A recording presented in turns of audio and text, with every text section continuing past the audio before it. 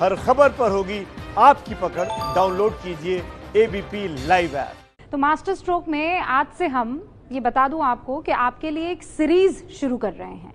इसका नाम हमने दिया है हारेगा कोरोना।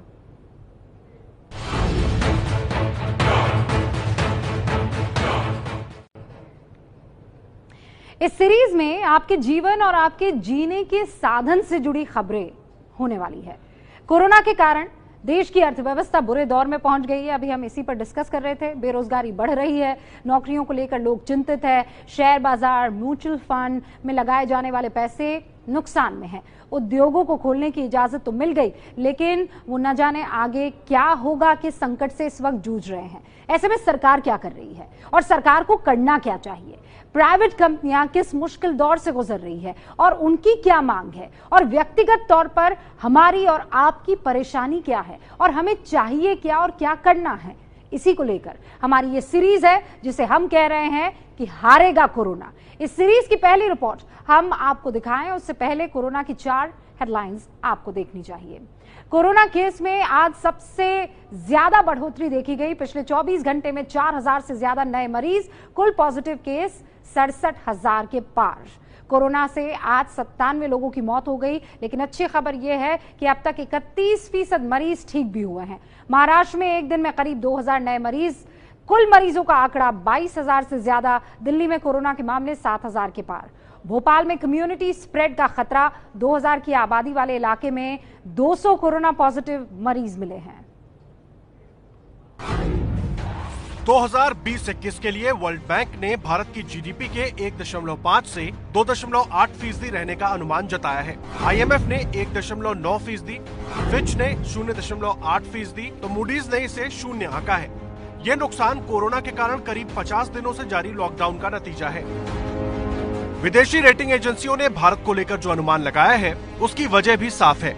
देश में जब कामकाज ही ठप है, तो 2020-21 में जीडीपी बढ़ेगी कैसे? जीडीपी को हर दिन 40,000 करोड़ का नुकसान हो रहा है। 40 दिनों के लॉकडाउन में करीब 16 लाख करोड़ का नुकसान हुआ। भारत की अर्थव्यवस्था बिल्कुल तहस नहस हो गई है। लॉकडाउन के हर दिन का नुकसान 30,000 करोड़ है। इसका मतलब पिछले 50 दिन में 18 लाख करोड़ रुपए का नुकसान हो चुका है। कोरोना ने 3 सेक्टर्स को सबसे ज्यादा चोट पहुंचाई है। उसमें सबसे ऊपर है पर्यटन उद्योग। पर्यटन उद्योग को 10 लाख करोड़ रुपए का नुकसान हुआ है। एमएसएमई सेक्टर को 5 लाख करोड़ का नुकसान हो चुका है, जबकि लॉजिस्टिक्स सेक्टर को 50,000 करोड़ का नुकसान हो सकता है। जहां तक के टूरिज्म सेक्टर या एविएशन सेक्टर की बात है, तो टूरिज्म सेक्टर काफी बड़ा है। 35 से 40 मिलियन जॉब्स भी अगर हम डायरेक्ट और इनडायरेक्ट मिला लें तो इसमें इम्पैक्ट होने का अनुमान है। एविएशन में कहा जा रहा है कि करीबन 25,000 करोड़ का लॉस होगा। सरकार मान रही है कि बड़ा संकट आ चुका है और देश का हर सेक्टर मुश्किल में है, जिससे सरकार की कमाई को झटका लगा है। कुछ राज्य सरकार ऐसी है कि जिनको अगले महीना तनख्वाह देने के लिए पैसे नहीं है। भारत सरकार का भी रेवेन्यू ड्रॉप हुआ है। बैंकों की सिस्टम भी बहुत कठिनाई से, चैलेंज के साथ गुजर रही है और इस समय सभी लोग अड़चन में, उद्योग भी अड़चन में है, लेबर भी अड़चन में, सभी अड़चन में है। हमको सबके साथ इंटीग्रेटेड अप्रोच में सबको साथ लेकर सबको प्रोटेक्ट करते हुए आगे जाना है। सारे सेक्टर की उम्मीदें केंद्र सरकार से हैं कि वो उनके लिए क्या फैसला करती है। सबको उम्मीद है कि सरकार जल्द ही एक बड़े आर्थिक पैकेज का ऐलान कर सकती है। निश्चित रूप से इस समय सरकार उद्योगों के साथ है, लेबर्स के साथ है, सभी स्टेक होल्डर के साथ है। पर एक बात मैं आपको बताऊंगा, यह भी समझने की आवश्यकता है कि अमेरिका ने 2 ट्रिलियन का पैकेज जाहिर किया, जापान ने उनके जीडीपी के 12% का पैकेज जाहिर किया, पर जापान की इकोनॉमी और यूएसए की इकोनॉमी और भारत की इकोनॉमी में बहुत अंतर है।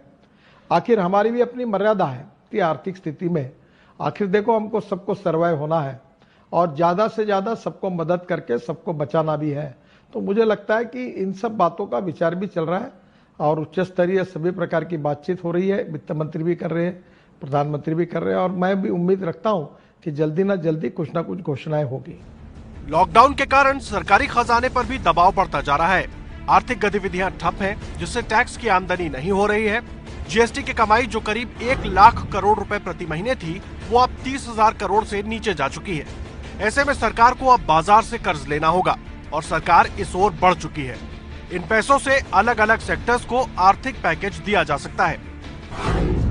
इस साल सरकार कुल 12 लाख करोड़ का कर्ज लेगी। बजट में 7.8 लाख करोड़ के कर्ज का लक्ष्य था, यानी पहले से तय लक्ष्य से 4.2 लाख करोड़ रुपए ज्यादा कर्ज लिया जाएगा। सितंबर तक सरकार बाजार से 6 लाख करोड़ कर्ज उठाएगी और 11 मई से हर हफ्ते 30,000 करोड़ का कर्ज लेगी सरकार। इससे देश की अर्थव्यवस्था का संतुलन बिगड़ जाएगा, राजकोषीय घाटा बढ़ सकता है। लेकिन एक्सपर्ट मानते हैं कि सरकार का ये कदम सही है, क्योंकि बाजार में नकदी की कमी है और फिलहाल उसे पूरा करने पर ध्यान होना चाहिए। फूड सिक्योरिटी के मद्देनजर बहुत सारे स्टेप्स उठाए गए हैं, जैसे कि फ्री फूड ग्रेन्स दिए गए हैं 2 गुना ज़्यादा, जो एंटाइटलमेंट है उससे 2 गुना ज़्यादा। उसके अलावा 1 किलो दाल का प्रावधान है, 3 फ्री गैस सिलेंडर्स हैं और उसके अलावा ईपीएफ डिपॉजिट से विड्रॉल करने की सुविधा दी गई है। जानकारों की राय है, इस समय सबसे जरूरी है लोगों का खर्च करना। खर्च नहीं करने के नतीजे बहुत गंभीर हो सकते हैं और खर्च तभी होगा जब लोगों की आय सुरक्षित होगी। सरकार के सामने ये भी एक बड़ी चुनौती है, क्योंकि भारत में 12 करोड़ लोग बेरोजगार हो चुके हैं। हमारे देश में बेरोजगारी दर 27.1% हो गई है। फिलहाल बेरोजगार हो चुके लोगों में सबसे बड़ी तादाद रोज कमाने और रोज खाने वाले दिहाड़ी मजदूरों की है, जिनकी संख्या करीब 9 करोड़ से ऊपर है। इसी वर्ग को केंद्र में रखकर 26 मार्च को वित्त मंत्री ने 1,70,000 करोड़ के पहले आर्थिक पैकेज का ऐलान किया था। पीएम गरीब कल्याण पैकेज के तहत 39 करोड़ गरीब लोगों को 34,800 करोड़ की आर्थिक मदद दी गई। सभी राज्यों के 80 करोड़ लोगों को 51,000 करोड़ का खाद्यान्न दिया जाएगा। 3 महीने के लिए दी जाने वाली इस मदद में हर महीने 40 लाख टन अनाज बांटा जाएगा। 1,70,000 करोड़ का पहला पैकेज जीडीपी के 0.8% के बराबर था।